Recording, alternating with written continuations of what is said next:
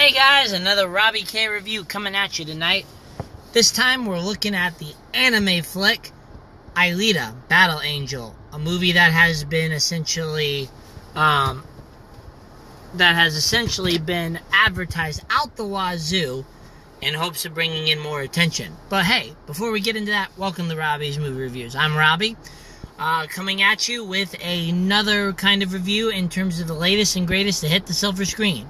For those of you new to the channel, essentially I take the trailer, kind of give my expectations from it, give you a quick and dirty review that's usually done by about the 4-minute mark, and then we kind of go into the likes and dislikes in detail for those of you who are interested in a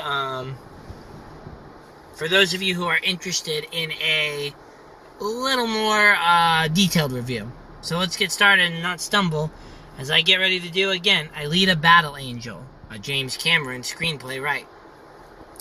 Alright, the trailer, in case you haven't seen it, is Alita, a girl found in a junkyard by Christoph Waltz's character, essentially the doctor, who puts her back together as she explores the new world of the Iron Town. But sadly, all in Iron Town after a supposed Great War is not at peace with an elite society watching down below the people, with allowing criminals to kind of get away with their work. But there's a secret to Alita that no one knows about, and it promises to be an action-packed adventure filled with probably some drama, references to the anime/manga, and hopefully some artistic choices that will not be too hated upon, especially given the fact that the movie ended up on a lot of potential stinky movies on various YouTube channels. But hey, what's in store? That's where we come in without any spoilers, of course.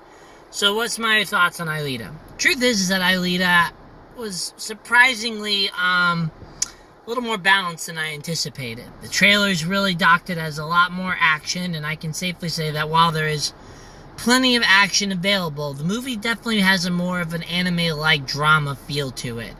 A prolonged character development introduction that offers mystery, teasing, and hints at what lies beneath the artificial skin of Alita, as well as the various secrets that everyone holds. The cast does their best to handle a script that took multiple issues, volumes, and episodes to fill, and works pretty well with it.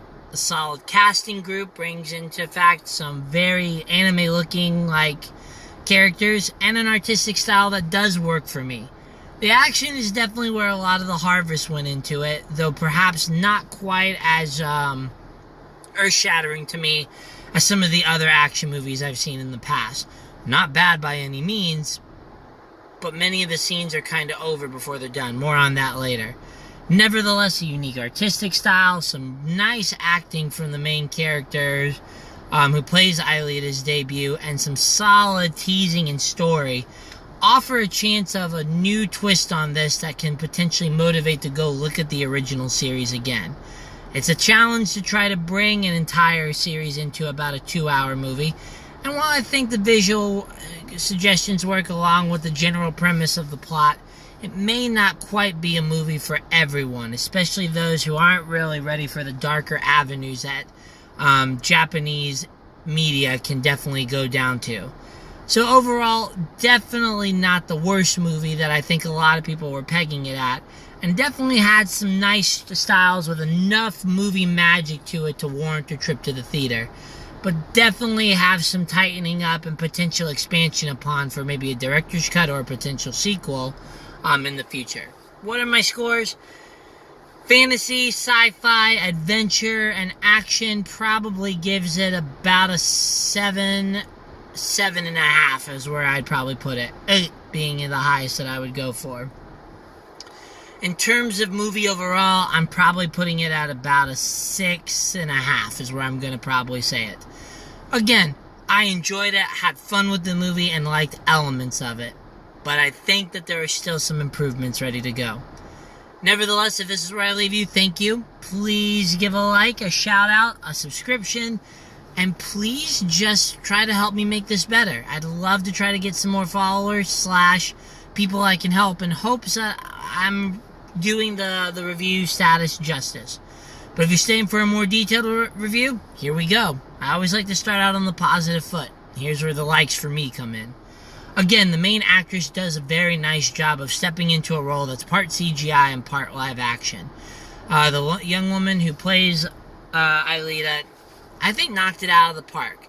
Delivering the preachy speeches, the anime-like quality, as well as the sass and attitude. It worked. Alita is a solid character, and I think they did very well for the time constraints they have to live up to a potential anime heroine. She sells it. She brings fervor to it and fire, but also brings emotional vulnerability. She really kind of brings the CGI component to life and establishes this character that perhaps future viewers will latch onto and find inspiration for. The direction to take her, again, works, even though I'm sure there's a lot more fleshed out in the manga and media series, given that they had a lot more time and kind of spreading out to do it. And the companion novel, I'm sure will help with that. But she did a fantastic job. The rest of the cast do their part quite well. Everyone in some form or fashion has a look and CGI artificiality to them, at least most of them do. And they work. Jennifer Connelly's beautiful self is continuing to bring that elegant edge that she brought long ago as Sarah in The Labyrinth. Maybe not quite as whiny or juvenile, but certainly a wonderful, wonderful addition to the cast. And Mahershala Ali, oh my gosh, the guy continues to wow me in the acting spectrum he does. If he's not the biggest fan of this role, I can understand. I think that there were avenues that they could have taken his character vector down to really expand upon him, but given what he was given, he still adds that poise, that class, and that wonderful, wonderful delivery that makes me love watching him as an actor. And in regards to your CGI villains, they do very, very, very well with it. So well done on those regards. Now, in regards to anything else with it, what else do I have in store?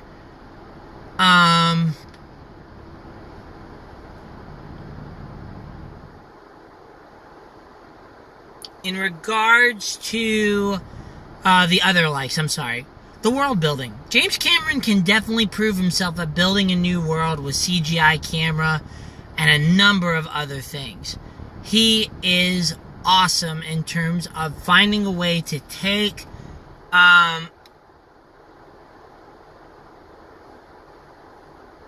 what's the word I'm looking for?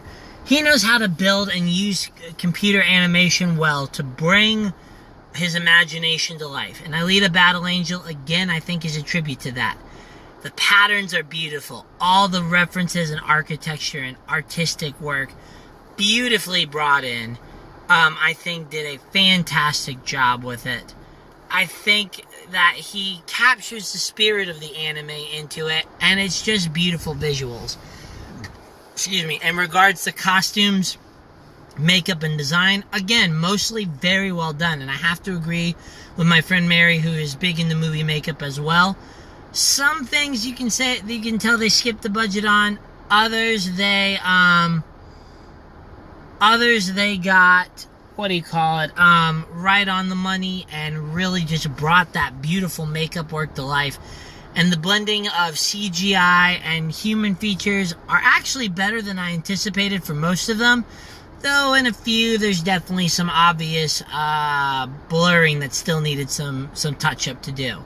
Again, I quite enjoy it and think it was good visualizations and art and artistic nature.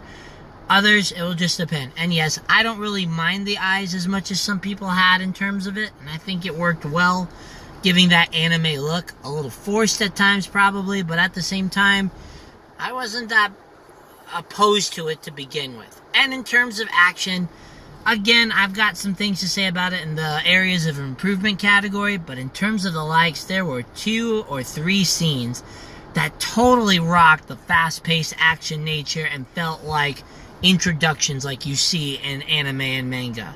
A little short-lived at first, but definitely had some awesome stunts and choreography to it. In regards to the emotional components of it, Alita is definitely a very emotional component that brings the dark nature promised in the trailers to full life, and where some of the action definitely is the emotional justification and satisfaction you're looking for, there's definitely a lot of other components in character building that really bring it together. So, kudos to that and keeping its Japanese media origin roots to itself. Now, where are the areas of improvement for me? Well, the first thing comes in terms of the pace. Alita sometimes moves brilliantly, but there are times where it's a little circumventing and a little slow. Like a filler episode in the manga and anime, I think they did a nice job of keeping most of the necessary stuff, but sometimes got a little too caught up in some of the visuals and the preachy speeches that you lost some of the other things I liked. The second thing is that if you know some of my cardinal rules of things that I don't like that get points taken off, then there is something in this movie, and I really don't want to say anything more because it's a big part of the story that I don't want to ruin. But if you've watched my things before, you know what some of my cardinal rules are, and an example would be like what you can see in John Wick, for instance. In this one, it was a little more hit than some of the other films that have this aspect, particularly because of what Alita's abilities can do, and the fact that they decide not to do that. A little stupid in my case, and just unnecessary.